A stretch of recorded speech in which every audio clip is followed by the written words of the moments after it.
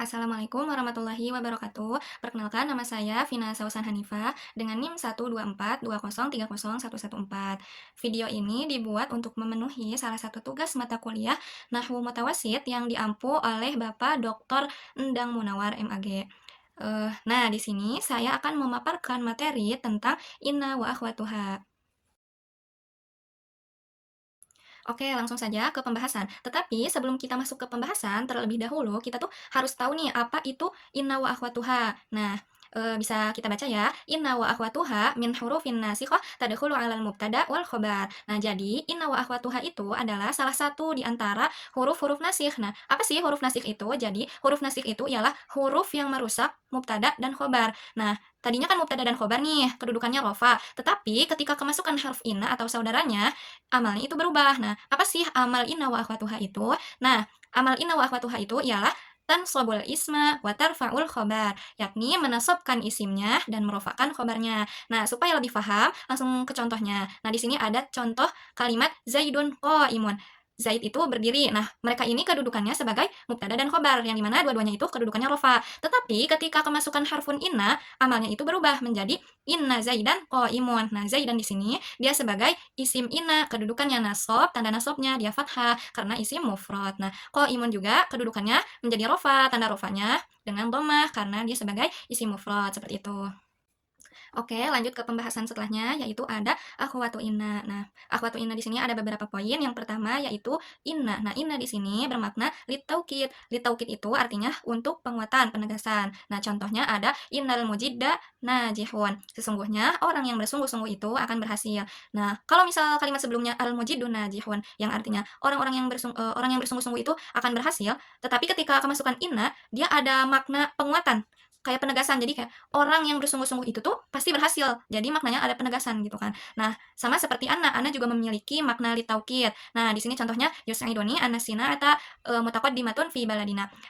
Membuat aku senang bahwasannya perindustrian di negara kami itu ada kemajuan. Jadi maknanya sama menguatkan seperti inna tadi. Nah, akhwatu inna selanjutnya ada ka'anna. Nah, ka'anna di sini memiliki dua makna. Yang pertama ada litashbih dan yang kedua ada lilzon. Nah, tetapi keduanya itu ada perbedaan di cara penggunaan kalimatnya. Kalau misalnya kita akan memakai ka'anna litashbih, maka khobarnya itu harus berupa isim jamid. Nah, apa sih isim jamid itu? Jadi isim jamid itu kata yang tidak diambil dari kata lain. Nah, di sini contohnya ka'anna Muhammadan asadun. Nah, asadun di sini dia sebagai khobar ka'anna, tapi dia berupa isim jamid. Nah, terus kalau misalnya kita ingin memakai ka'anna, tapi untuk lilzon, untuk berprasangka. Nah, si khobarnya itu harus berupa isim mushtaq. Apa sih isim mushtaq itu? Nah, isim mushtaq itu kata yang diambil dari diambil dari kata lain. Contohnya, ka'annaka fahimun, sepertinya kamu itu faham. Nah, fahimun di sini dia sebagai khobar ka'anna, tetapi dia berupa isim mushtaq yang diambil dari kata fahima yafhamu.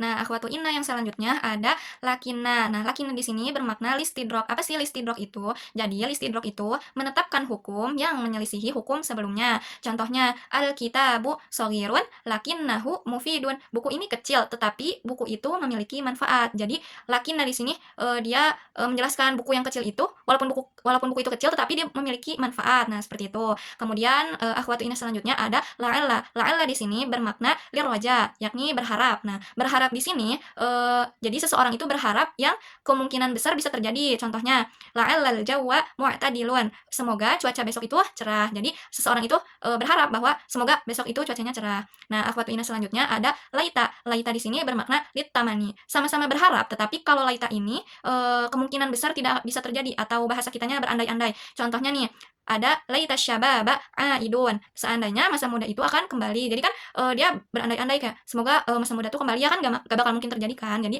di sini berandainya berharapnya tidak akan terjadi seperti itu. Kemudian akhwatu ina yang terakhir ada la yang bermakna lin nafi, untuk peniadaan. Contohnya la surura daimun, tidak ada kebahagiaan yang abadi. Surura di sini dia sebagai isim la dan daimunnya sebagai khabar la, seperti itu. Oke, langsung ke poin selanjutnya ada takrif isim inna. Nah, apa sih isim inna itu? Jadi isim inna itu kullu mubtada tadkhulu alaihi inna au ihda akhwatiha. Jadi isim inna itu setiap mubtada yang dimasuki harfun inna atau saudara-saudaranya. Contohnya innal baba maftuhun. Sesungguhnya pintu itu terbuka. Nah, al baba di sini dia sebagai isim inna. Nah, kedudukannya nasab dan tanda nasabnya itu dengan fathah karena dia sebagai isim mufrad. Nah, kemudian poin selanjutnya isim inna yakun. Isim inna itu bisa berupa isim mu'rab seperti contoh yang telah berlalu, dan yang kedua isim inna juga bisa dari isim mabni. Isim mabninya bisa dari dhamir, isim isyarah, isim mausul atau yang lainnya. Nah, contoh di sini ada kalimat innaka karimun, sesungguhnya kamu itu mulia. Nah, kaf di sini dia dhamir, dia isim mabni, tetapi kedudukannya tetap sebagai isim inna dan kedudukannya juga nasab gitu. Dan karimunnya juga isim inna, khobar inna, afwan. Oke, poin selanjutnya ada khobar inna. Apa sih khobar inna itu? Khobar inna huwa kullu khobarin li mubtada tadkhulu alaihi inna au ihda akhwatiha. Jadi khobar inna itu ialah setiap khobar untuk mubtadanya yang kemasukan inna atau saudara-saudaranya. Contohnya inna zaidan qaimun. Sesungguhnya Zaid itu berdiri. Nah, qaimun di sini dia sebagai khobar inna. Nah, kedudukannya itu rofa. Tanda rofanya dengan dhammah karena dia sebagai isim mufrad. Oke, selanjutnya nih ada khobar inna. Khobar inna yakun. Khobar inna itu bisa berupa yang pertama ada isim zahir, contohnya seperti yang tadi dibahas ya. Nah, yang kedua khobar inna juga dia bisa berupa syibhu jumlah yang tersusun dari zorof ataupun jar majrur. Contohnya la rojula fid dari. Tidak ada seorang pun di rumah. Nah, fid dari di sini dia sebagai khobar la, namun tersusun dari syibhu jumlah atau isim majrur, jar majrur. Nah, kemudian yang terakhir khobar inna juga dia bisa berupa jumlah ismiyah atau jumlah fi'liyah. Contohnya innallaha yaghfiru dzunuba. Sesungguhnya Allah itu Maha Pengampun dosa para hambanya. Nah, yang fi'lu di sini dia sebagai khobar inna, tetapi dia tersusun dari jumlah fi'liyah, dari fi'il dan fa'il seperti itu. Nah, untuk poin yang sekarang itu ada beberapa catatan. Kapan sih khobar inna itu boleh dikedepankan dan itu tuh hukumnya boleh atau bahkan wajib. Nah, di sini ada pembahasannya. Ya juzu taqdimu khobaru inna idza kana syibhu jumlah wa ismuha ma'rifah. Nah, jadi khobar inna itu boleh hukumnya dikedepankan apabila si khobar innanya itu dia berupa syibhu jumlah dan isimnya ma'rifah. Contohnya, inna fit ta'anni as-salamah. Sesungguhnya dalam kehati-hatian itu ada keselamatan. Nah, fit ta'anni di sini dia sebagai khobar inna, tetapi dia boleh dikedepankan dari isimnya karena dia berupa syibhu jumlah dan as-salamah di sini isimnya berupa isim ma'rifah. Oke, poin selanjutnya ada kapan sih khobar inna itu wajib dikedepankan? Nah, yang pertama, khobar innanya itu idza kana syibhu jumlah wa ismuha nakirah. Khobar innanya itu berupa syibhu jumlah dan isimnya berupa isim nakirah. Awas nih ketukar sama poin yang tadi. Kalau yang tadi kan isimnya ma'rifah, tetapi kalau ini mah isimnya nakirah. Contohnya inna ma'al usri yusran, sesungguhnya bersama kesulitan itu ada kemudahan. Ma'al usri dia sebagai syibhu jumlah, dia wajib hukumnya dikedepankan karena yusrannya itu isim nakirah. Nah, seperti itu. Kemudian yang kedua itu ada idza kana fi isim inna dhamirun ya'udu 'alal khobar. Ketika si isim innanya itu ada domir yang kembali ke si khobarnya. Contohnya inna fid dari shahibaha. Sesungguhnya di rumah itu ada pemiliknya. Nah, fid dari di sini dia berupa syibhu jumlah. Nah, shahibaha di sini ada domirnya yaitu ha. Hanya itu kembali ke si fiddar. Jadi si fiddarnya itu wajib hukumnya dikedepankan karena ada domir yang kembali ke khobarnya seperti itu. Oke, untuk pembahasan yang terakhir, ada kapan sih hamzahnya inna itu dia kasroh dan kapan dia itu fathah atau dibacanya anna. Nah, untuk poin yang pertama yaitu ada tuh saru hamzah idza waqa'at.